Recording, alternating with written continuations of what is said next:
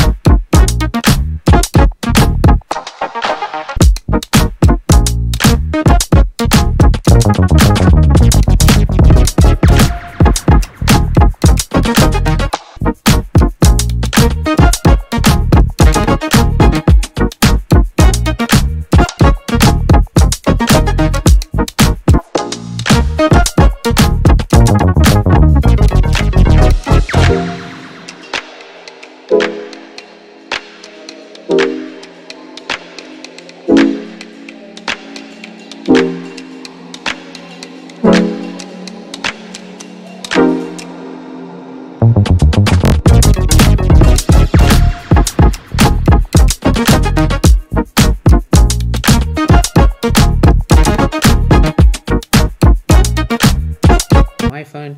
This may take some while, but the one thing I really like about iPhones is that once I've purchased the new iPhone directly from the Apple website, a pop-up notification appeared on my current iPhone which said to back up everything to iCloud and have it completely ready to transfer once I unlock and log in to my new iPhone. And there we go, the transfer has now begun. This is probably going to take some time, but once it's complete, all of my apps, my settings, my cards in my wallet, and anything else that I've set up on my previous iPhone will be transferred over to my new 14 Pro Max. And there we go, the transfer is complete and the new iPhone will restart and it will be ready to use. Okay, so the phone has restarted and you can see this has the always on lock screen. Let's go ahead and unlock both of these. There we go, you can see it's copied everything like for like. The layout, the apps, the widgets as well, which I think is great. And of course, the first thing I want to do, which I was always waiting for Apple to reintroduce, is turn on the battery percentage at the top right hand side of the screen.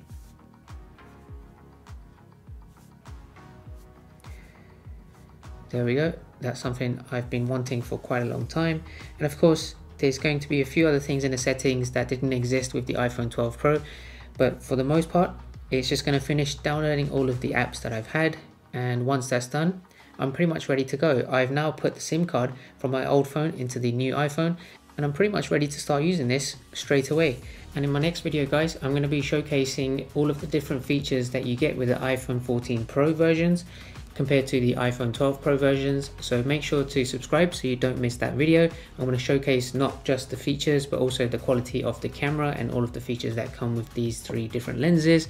And hopefully you guys will find that useful in making a decision if the iPhone 14 Pro is actually worth upgrading from the iPhone 12 Pro. Thanks for watching guys, and I will see you at the next one.